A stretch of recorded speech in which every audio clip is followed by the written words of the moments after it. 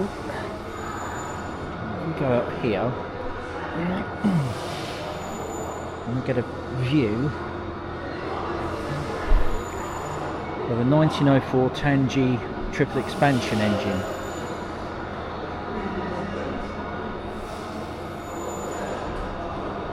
Neat little thing, this.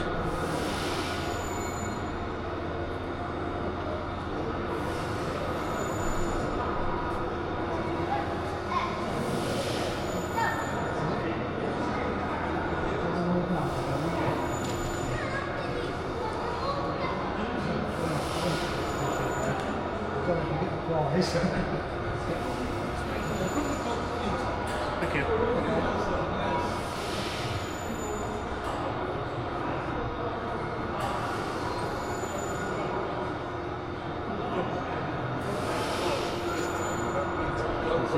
Is this going to be started up at any point? After or lunch. After lunch.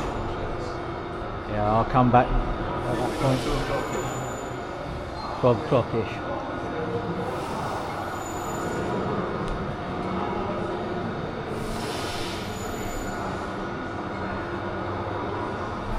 Cheers for that. I forgot to say.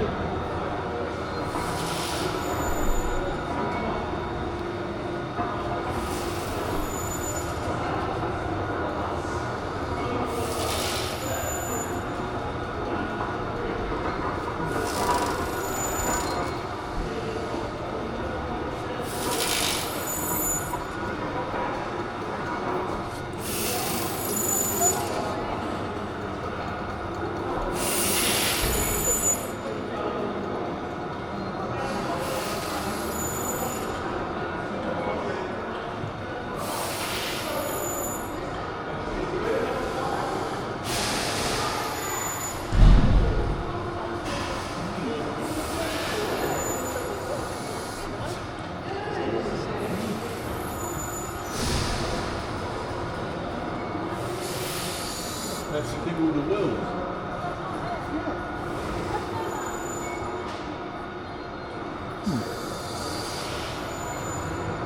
So if it didn't fit close to 1935, there's nothing to do with the end towards the end of the last previous century. The big 50 years ago.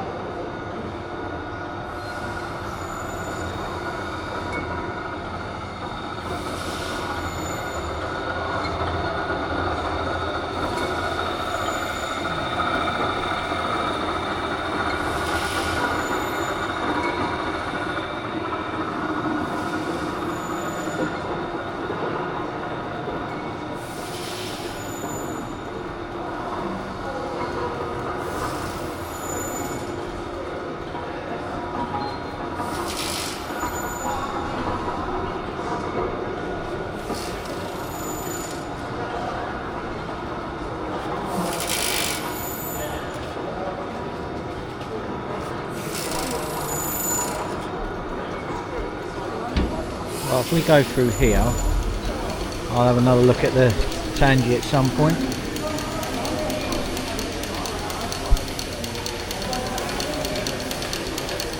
That's a horizontal triple expansion duplex pumping engine.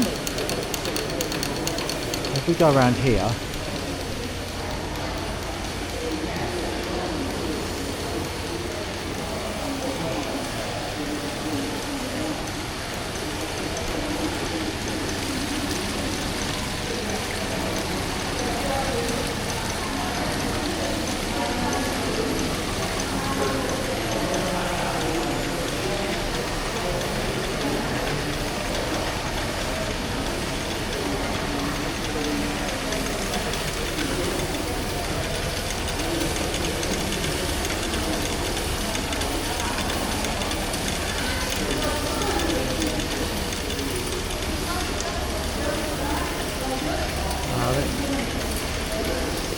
this Ingersoll Rand air compressor.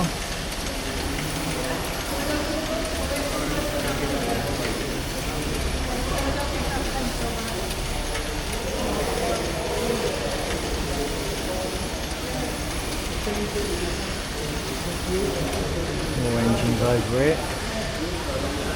We'll go through here. we see the Bristol pump, which they use down in Brighton.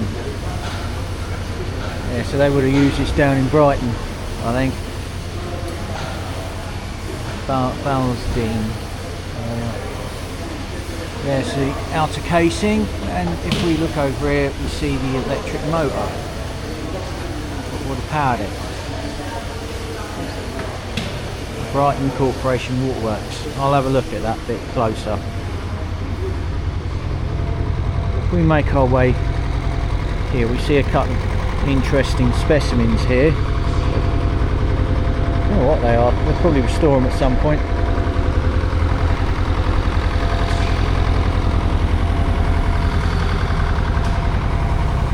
But here we see a Worthington Simpson triple expansion engine from 1940.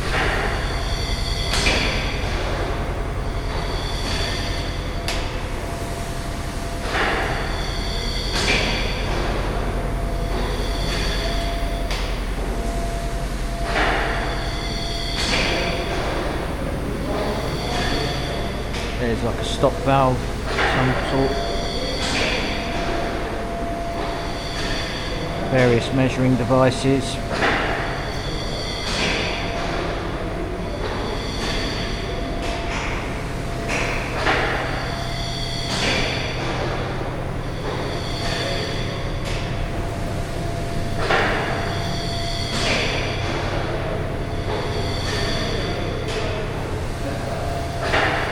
Crane up on the wall there.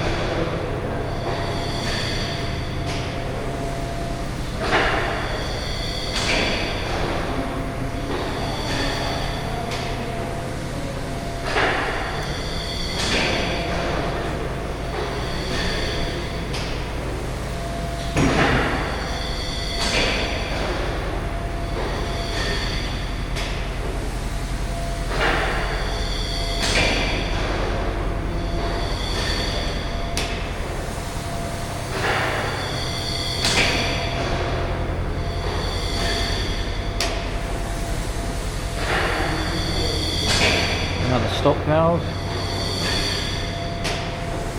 What's this?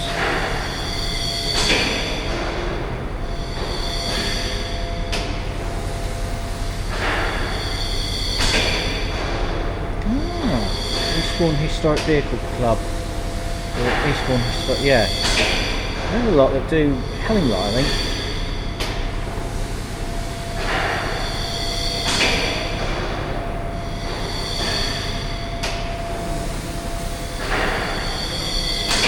Obviously this is not being run on steam, it's being run on compressed air, because reinstating a boiler house is tricky at the best of times.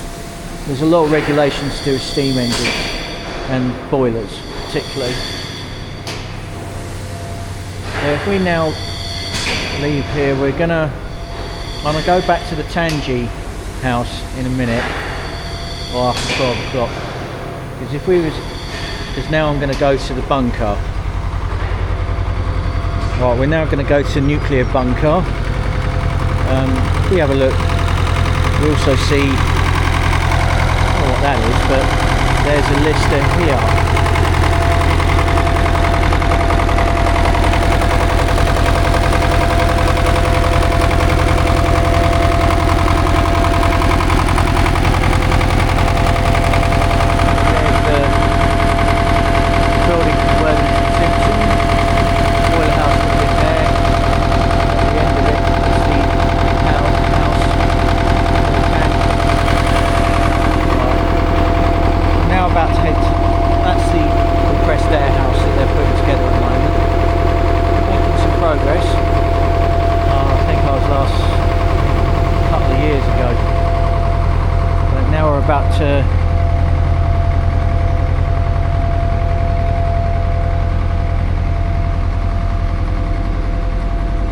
About to go to the nuclear bunker.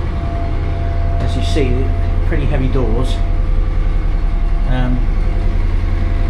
It looks like a front door. This is a really heavy door. This is a. They would have had to decontaminate in here.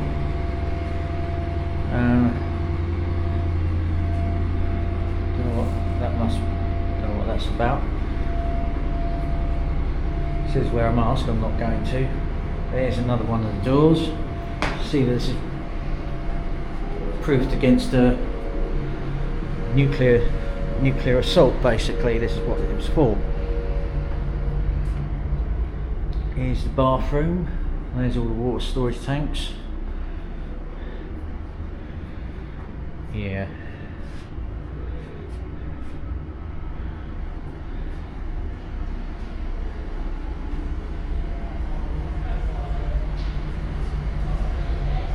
We go into the dining area.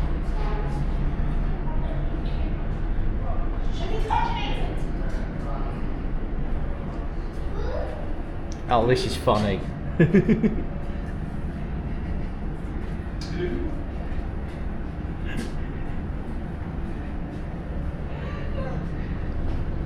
Now here's some measuring equipment here.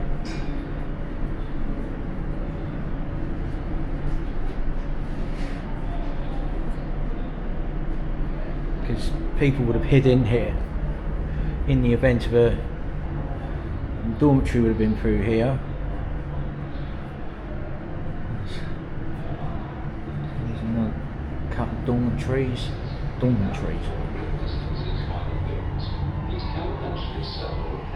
This is the movie house. Here's civil defence water supplies.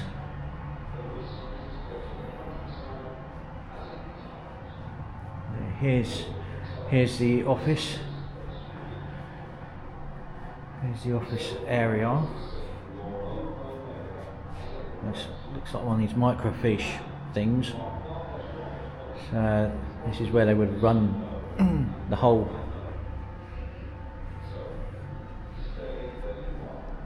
There's an escape hatch. See how heavy the door is. These are pretty heavy walls.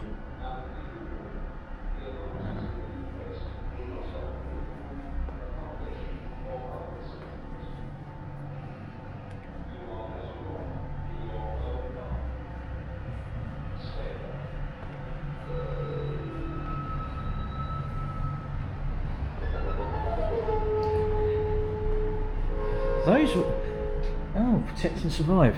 There were some scary videos. There's a Faraday cage in here. That's something that I gotta. This is meant to proof against EMP blasts. The EMP being electromagnetic pulse.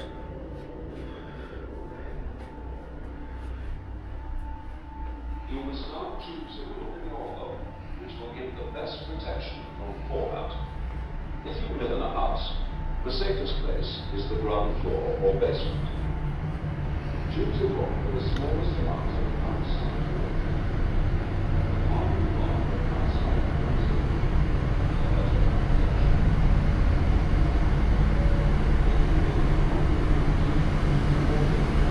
So this is the control ventilation area. There, this would have had like filters for filtering out radionuclides and various types of germs, maybe chemicals as well. They may have been just to filter out radionuclides.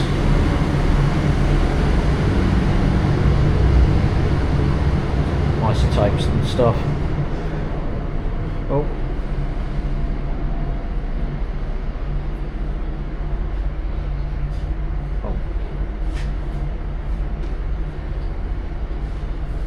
Okay.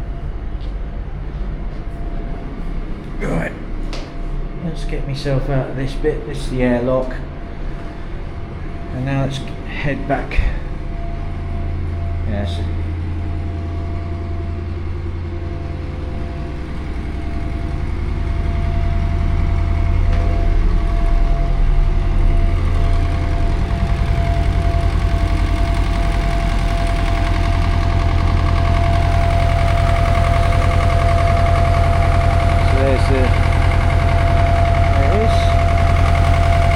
So that's just a general sort of tour of the building.